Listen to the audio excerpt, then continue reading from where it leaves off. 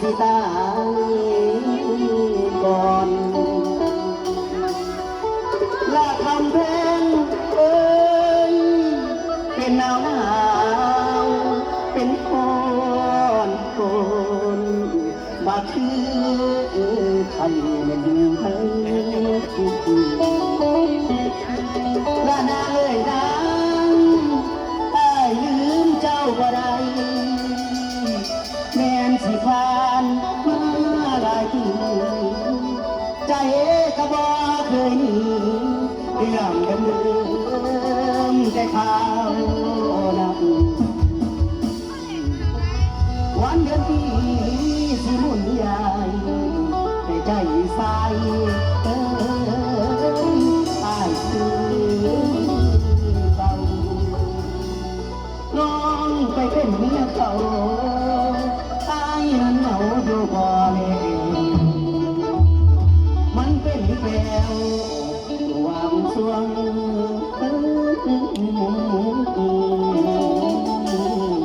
แฟนสาว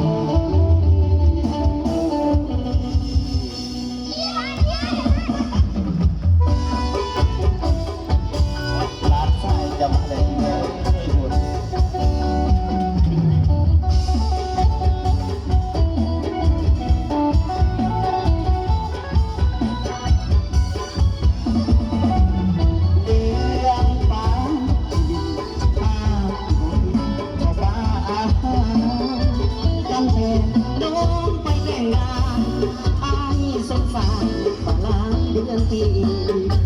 ตั้งแต่น้องเป็นเมียเขา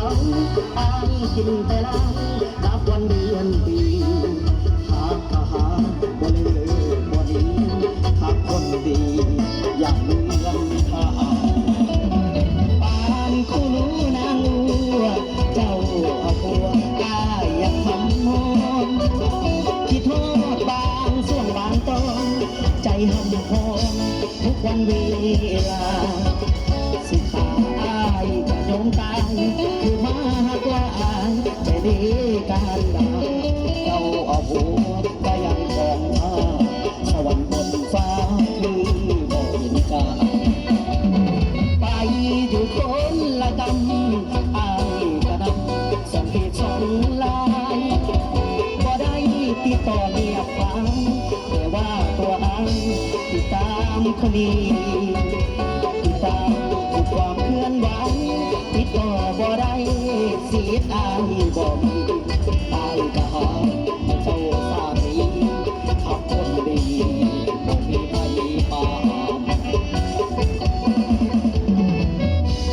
เรื่องคือว่า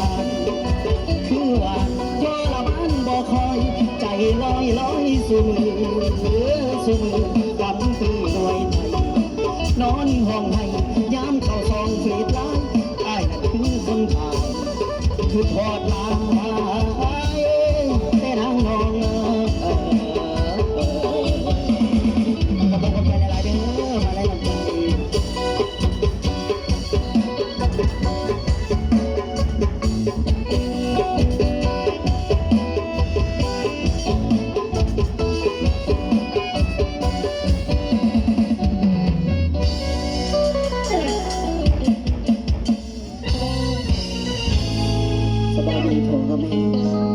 ความสุขเต็มที่จะเจ้าลูกหลานยังไงคือตื่นสวยทะลุ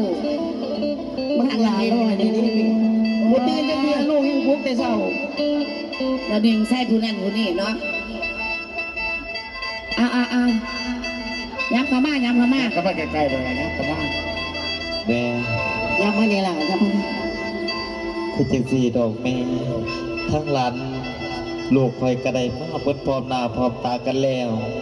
ทั้งเมียคอยกระไดมาแล้วทั้งเสี่ยวกับแล้วเจ้าพี่สิเบาสุดก็บอกมาได้โดยแม่ปะเนี่ย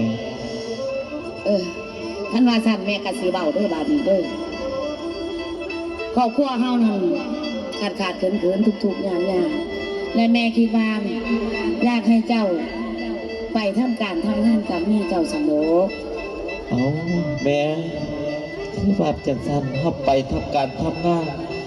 แต่สุขพ่อบ่มีเงินนะตรงกี่พวกกันถ้าจะเอาเงินอยู่ใส่จากค่ารถไปแม่โอ้ย มันว่าจังสันแม่ก็สิไปหายืมแดนกูนี่ก็ได้ตัวลุงแม่ซ้ำไป แม่น่ะเปลี่ยนให้คอยเป็นอาชีพซะแกสุดหายคอยขึ้นมะพร้าวหลาย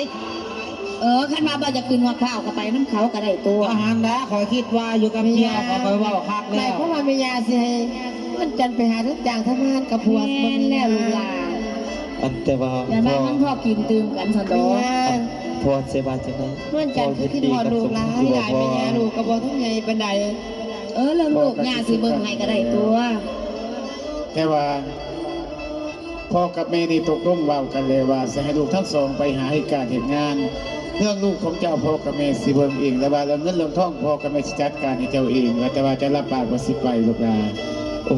แสดงว่าทุกสิ่งทุกอย่างนี่พ่อเป็นคนวางแผนกับแม่ให้สมพรกับเมียไปทำงาน แม่เนี่ยลูกหลาน เฮาสิจากลูกจากเต่าไปเฮาสิบ่สงสารลูกเฮาบ่อาย กันติแล้วเลย ทุ่มน้อยๆก็สิเอาไป ไปสมัครคิดฮอดลูกไปซะดิ พี่พ่อ บัดนี้ ผู้ต้นมือให้พ่อไปนี่ นั่น อยู่น้ำแม่ใหญ่ก็ได้ตัว พ่อไป เฮ้ย ให นั่ ญ่ นที่ เงิน เลย ล้านไปซื้อขนมแม่ไม่ใหญ่ ลูก แต่ เจ้า บ่ให้ล้าน เป็ ให้ น ด แบ อบ ก ลูกเจ้าสมาเป็นแบบนี้บัด พ่อ นี้ แม่ ลูกไป จะ นะ ได้ แม่ กั บบ อก สอง ลู เป็ ก นห จั น่ บ อย ลู สอก ง อย่า คน ไป นี่ ที่กินฮอลูกหลายหลายคนไม่ยา บ่ต้องไปน้ำเขาดอกลูกหลานอยู่น้ำแม่ก็ได้อยู่น้ำแม่ได้ก็ได้ตัวลูก อยู่น้ำแม่ใหญ่ก็ได้ดอกว่า แม่ยา